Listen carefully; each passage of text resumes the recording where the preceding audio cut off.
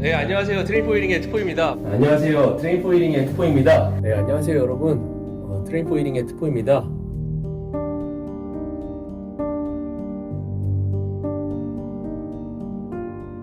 네, 여러분 안녕하십니까. 안녕하십니까. 원터넥스입니다.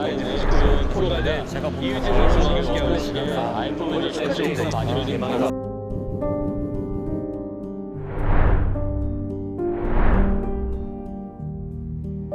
마비되지 말라는 건데 마비 군중이란 뜻인데 저는 어디에서 소속되는 사람이 되고 싶지 않고 그렇기 때문에 제 색깔을 지킬 수 있다고 생각합니다. 30살쯤에 회사를 그만두고 우리 일로 이제 종사를 시작해서 이제 겨우 3년 차입니다. 재미있는 것. 예. 오타쿠. 네, 오타쿠. 아, 이거 측면 하체를 보고 맞추라는 거 너무 쉽습니다. 그 챔피언을 통틀어서 쉐입적으로는 최고라고 생각합니다. 그 정도로 저는 최고의 바디빌더 중에 한 명이라고 생각합니다. 케미컬 사용을 하는 바디빌더 분들도 좀 어느 정도 오픈을 해주시면은 그런 부분들이 대중들이 다가가기에 조금 더 좋지 않을까라는 생각도 듭니다. 네, 안녕하세요. 개근질닷컴 구독자 여러분. 저는 보디빌딩 1인 미디어를 담당하고 있는 트레인포이링 트포이의 이준호라는 사람입니다. 반갑습니다. 제가 이제 코로나로 인해서 현재는 마스크를 쓰고 있지만 좀 인터뷰 하시는 분들하고의 거리를 두고 마스크를 이제 벗기로 좀 이야기를 하고 인터뷰를 진행하도록 하겠습니다. 구독자분들 양해 부탁드립니다. 사실 제가 트레인포 이팅 이 계정이 인스타그램이 먼저였는데 2016년도에 만들었고 보디빌딩을 좋아하다 보니까 외국 친구들과 공유하기 위해서 만든 아이디인데 저는 그냥 운동하는 이유를 생각해 봤을 때 맛있는 거 많이 먹고 살 안 찌기 위해서 운동하기 때문에 트레인포 이팅이라고 만들고 어느 순간부터는 보디빌더들을 올리고 보디빌더들을 소개하는 그런 사진들, 글들을 좀 다루는 그런 채널이 돼버렸습니다. 저를 뭐 정의하자면은 사실은 미디어나 이런 얘기 다 빼고 저는 보디빌딩 팬이다. 딱 5자, 5자 가능할 것 같습니다. 재미있는 것. 예. 펌핑 아이언이라는 영화를 맨 처음에 보게 되었습니다. 거기 나오는 아놀드 슈왈제너거나 1970년대 바디빌더들의 몸이 너무나 아름다워가지고 보디빌딩이란 종목이 있구나 하고 알아보게 되고 현대의 바디빌딩은 어떤 모습일까 하고 찾아봤던 게 2008년 미스터 올림피아였습니다. 당시에 제이 커틀러랑 덱스터 잭슨이 대결을 했는데 저의 눈에는 당장에 제이 커틀러가 더 크니까 더 좋아 보였는데 왜 덱스터 잭슨한테 우승을 준 건가 하는 그 호기심에서 시작된 것 같습니다. 어떻게 채점을 하는지. 저는 일단은 유학파도 아니고 해외에 오랫동안 머문 적도 없고 영어는 이제 보디빌딩을 좋아하면서 보디빌딩에 대한 국내 이런 정보들이 없다 보니까 외국 친구들과 소통하기 위해서 영어가 자연스럽게 좀 늘었던 것 같습니다. 거의 진짜 이걸 좋아하셔가지고 되게 언어도 공부하시고 이게 뭐 소위 말하는 그 뭐 예. 이제 뭐 오타쿠. 네, 오타쿠. 제 스스로에게 좀 책임감을 부여하고 싶어서 이렇게 미디어라고 그래도 말을 하는 거고 1인이라고 하는 것은 제가 가끔씩 좀 느리거나 영상이 안 올라오더라도 제가 1인이기 때문에 그런 것들을 조금 봐주시면 안 되냐 하는 좀 마음에서 1인 미디어를 붙여서 말을 하는 거고 많은 분들이 저한테 기대를 해주시는 게 감사하긴 하는데 동시에 좀 부담으로 다가와서 예를 들어 뭐 영상을 만들 때도 조금 더 깊게 생각하고 구성도 더 오래 걸리는 것 같습니다. 요즘 따라서. 저는 근데 유튜브 자체를 처음에는 너무 가볍게 생각했던 것 같습니다. 제가 기존에 알고 있는 정보를 어떻게 표현하느냐는 전혀 생각 안 했던 것 같아요. 사진 몇 개 해서 그냥 설명해야지. 반응이 좋으니까 또 그거를 고치지 않았던 것 같아요. 지금은 영상 퀄리티나 그 사람의 이야기를 어떻게 서술할까를 고민하는데 시간을 투자했다면 그때는 제가 그냥 아는 것들을 그 자리에서 바로 30분도 안 돼서 만들어서 그냥 올렸던 것 같아요. 제 자신이 보기에 부끄러워서 다 지웠습니다. 예, 그런 것들을 제가 차근차근히 하나씩 기록해뒀다가 다시 한번 만들 계획들이 있고 실제로 다시 만들고 있으니까 조금만 기다려주시면 좋을 것 같습니다. 첫 번째, 트포이는 보여지는 몸에 비해서 운동 경력이 굉장히 오래됐다. 두 번째, 트포이는 보디빌딩 시합을 나가본 적이 단 한 번도 없다. 세 번째, 두 번째까지 하겠습니다. 지금은 보디빌딩을 오랫동안 좋아하다 보니까 덱스터 잭슨 같은 선수는 앞으로도 나오기 힘들다는 생각을 했어요. 경력만 32년 정도고 프로 경력이 이제 22년 차, 21년 차 이러시는 분인데 보디빌딩 자체를 그렇게 오래 하면서 계속해서 좋은 순위를 받는 그런 모습들 운동 중간에 팬들을 대하는 모습들이 정말 좀 새로웠어요. 저는 덱스터 잭슨이 지금도 언제든지 올림피아 챔피언이 할 수 있다고 생각합니다. 제 트레인 포이팅 인스타그램 계정을 아시는 분들이 계실지도 모르겠지만 인스타그램 그 계정의 목표가 덱스터 잭슨의 마파를 받아내는 게 Hey Dexter Jackson, I've been following you almost 5 years. Please follow me back. 슬픈 게 있다면 좀 댓글이죠. 네. 물론 보디빌딩 팬들의 에너지 넘치는 긍정적인 댓글들도 있지만 그런 악성 댓글들을 보면은 아직은 보디빌딩에 대한 인식이 제가 원하는 목표치보다는 아직 많이 멀었구나. 그래서 그거를 이제 근데 동기부여로 삼으려고 합니다. 네, 오히려 이 업계에 있는 분들한테 인정을 받고 싶은 게 목표였던 것 같아요.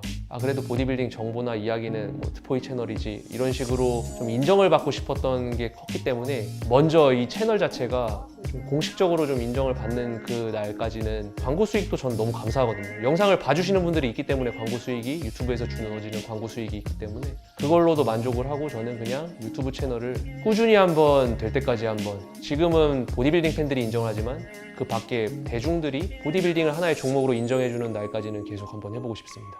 제 역할에는 분명히 한계가 존재한다고 생각합니다. 저는 전달자의 입장이고 보디빌더를 알리는 입장이지만 결국은 대중화가 되려면 인기 많은 바디빌더들이 많아야 된다고 생각합니다. 그 인기 많은 바디빌더들의 공통점이 하나가 있는데 솔직함입니다. 솔직하면은 대중들은 지금 현재를 살아가고 있는 대중분들은 되게 똑똑하십니다. 그런 부분들을 이해하고 좋아해 줄 수 있는 경험이 있다고 생각합니다. 왜냐면은 현재 소셜미디어 세상에서는 다양하게 본인이 직접 가보지 않고도 경험을 다 해서 지식들이 많은 분들이 많기 때문에 그런 것들을 포용할 수 있는 대중들이 준비되어 있기 때문에 인기 많은 바디빌더들이 많아져야 되고 그 인기 많은 바디빌더들은 솔직함이란 공통점이 있다고 생각합니다. 보디빌딩이 충분히 대중들에게 이제 마음을 사로잡을 수 있는 그런 매력이 충분히 있다고 생각합니다. 그 보디빌딩 한 개인으로서의 매력도 있을 것이고 그거를 제가 알리는 게 목표지만 먼저 저는 이제 보디빌딩이 대중화가 되려면 대중들의 알 권리를 그냥 만족을 시켜줘야 된다고 생각하는 편입니다. 내추럴 보디빌더 분들이 본인이 내추럴임을 강조하듯이 케미컬 사용을 하는 바디빌더 분들도 혹시 너무나 감춘다기보다는 좀 어느 정도 오픈을 해주시면은 그런 부분들이 대중들이 다가가기에 조금 더 좋지 않을까라는 생각도 듭니다.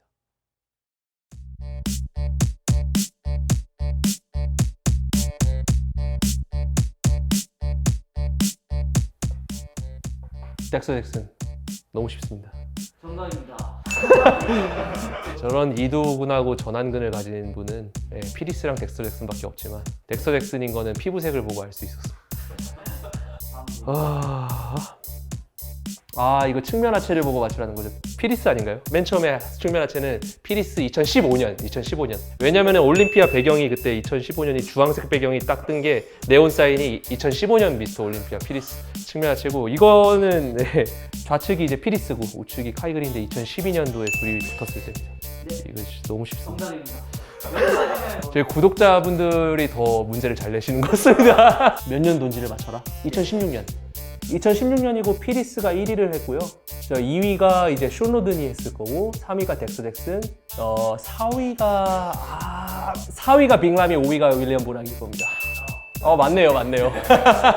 2016년 맞죠? 왜냐면 2016년에 빅라미가 다이어트는 되게 잘했는데 사이즈가 굉장히 작아져서 미디움 람이라고 사람들이 조롱을 했었습니다. 그때 그래도 4위를 했었죠. 이거 근데 아까 전에 나왔던 인물이랑 같은 인물인데 연도가 다를 것뿐 아닙니까? 피리스인데 2014년 아닙니까? 아닙니다. 2017년입니다. 2014년입니다. 이거 2014년. 이게 정보가 잘못된 겁니다. 2014. 왜냐면 2014년에는 특별하게 뒤에 반점들이 있는데 이 네온 사인은 14년도가 맞습니다.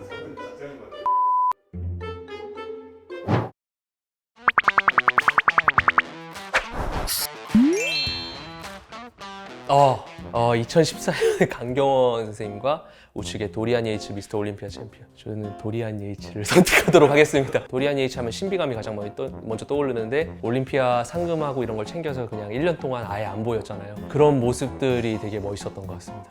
이거 의도적인 것 같은데 김준호 선생님도 정말 대단하신 분이죠. 올림피아 3연속 출전하셨지만 저는 아까도 말씀드렸지만 덱스터 잭슨을 좀 너무나 좋아하는 바디빌더이기 때문에 둘이 또 동년배시네요. 저는 덱스터 잭슨을 선택하도록 하겠습니다. 이건 너무 쉽습니다. 사실 제이 커틀러 저는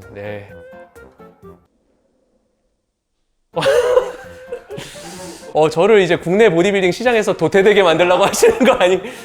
저는 브랜든 커리 굉장히 너무 좋아하는 바디빌더이기 때문에 저는 올림피아 역대 타이틀 그 챔피언을 통틀어서 쉐입적으로는 최고라고 생각합니다. 그 정도로 저는 브랜든 커리를 최고의 바디빌더 중에 한 명이라고 생각합니다. 이거는 저는 이승철 선수. 되게 이상하게 생각하실 수 있겠지만 저 국내 보디빌더를 처음 뽑긴 했는데 숀 로든 같은 경우는 저는 사실 2018년도에 챔피언이 됐을 때도 조금 의아하게 생각하는 편이었습니다. 저는 뭐 시대상에 맞게 봐야겠죠. 프랭커 콜롬보를 더 선호합니다. 이거는 정말 쉽습니다. 아놀드 슈왈제너거. 아놀드 슈왈제너거가 없었다면 지금의 바디빌딩은 없었을 것 같습니다. 이거 저 아직까지도 뒤따라다니면서 제가 아시는 분들 알겠지만 제가 피리스를 너무 좋아한다는 걸로 많이 이제 비판을 받았던, 저는 이 두 선수가 역대 바디 타입으로 봤을 때는 최고의 미스터 올림피아라고 생각을 합니다. 저는 여기서 그냥 그 피리스를 선택하도록 하겠습니다. 악플을 각오하고 말씀드리지만 저는 바디 타입으로 봤을 때는 피리스가 더욱더 타고나고 더 좋은 바디빌더라고 생각합니다. 물론 로니 콜먼이 실제로 붙었을 때는 더 가능성이 높다고 생각합니다. 로니 콜먼이 괴물화가 진행되고 나서는. 저는 브랜든 커리, 덱스터 잭슨, 제이 커틀러를 뽑겠습니다. 제이 커틀러의 베스트의 모습은 정말 이런 체형적으로는 제이 커틀러의 너비를 따라올 수 없고 그 너비 대비 사이즈를 저만큼 채운 바디빌더는 앞으로 나오기 힘들 거라 생각하기 때문에 제이 커틀러는 그 실제 사진으로 본 것보다 비교 심사를 했을 때 그 누구도 상대하기 힘든 바디빌더가 아닐까 싶습니다.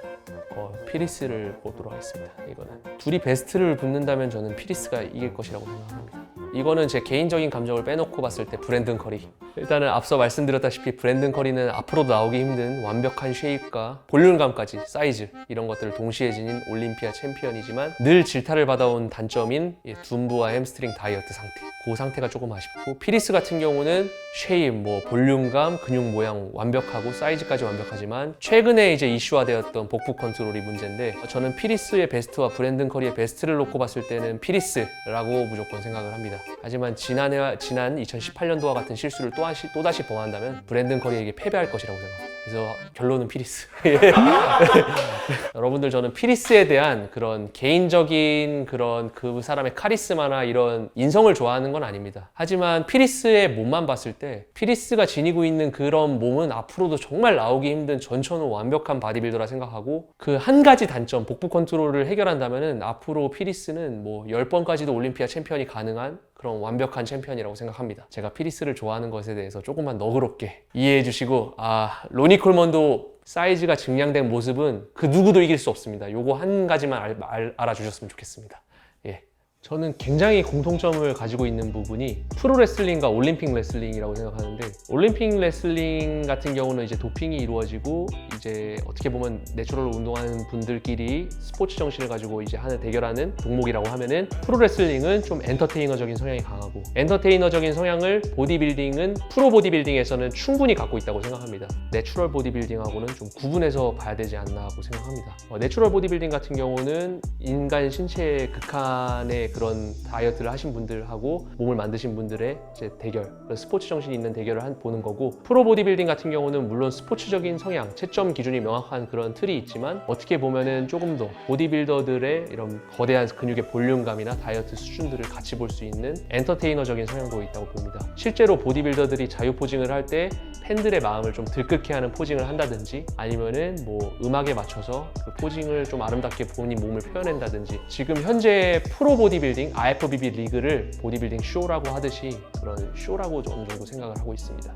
보디빌딩의 스타는 이제 하나둘씩 나타난다고 저는 생각을 하고 있고요. 그 역할을 지금 충분히 해내고 있는 선수가 이제 장성엽 선수가 그런 역할을 하고 있고, IFBB 프로가 된다면은 IFBB 프로리그에서 활약을 충분히 할 수 있는 20대 바디빌더 2명을 좀 이야기하고 싶은데, 박근우 선수라든지, 최진영 선수가 나이가 93년생, 박근우 선수가 이제 92년생인데 프로 카드를 획득하는 것에 그치지 않아서 실질적으로 IFBB 프로리그에서 좀 활동적인 모습을 보일 수 있지 않을까, 좋은 성적도 낼 수 있지 않을까, 프로에 가장 가까운 몸을 하고 있고 프로리그에서도 활약할 수 있는 선수를 뽑자면은 저는 이제 두 선수가 가장 먼저 떠오릅니다. 조던 피터슨 교수가 하는 말들을 많이 찾아보긴 하는데, 그분이 하는 말들이 지금 저한테 큰 도움이 됐던 것 같아요. 마비되지 말라는 건데 마비 군중이란 뜻인데, 이거는 저한테 가장 필요한 말인 것 같습니다.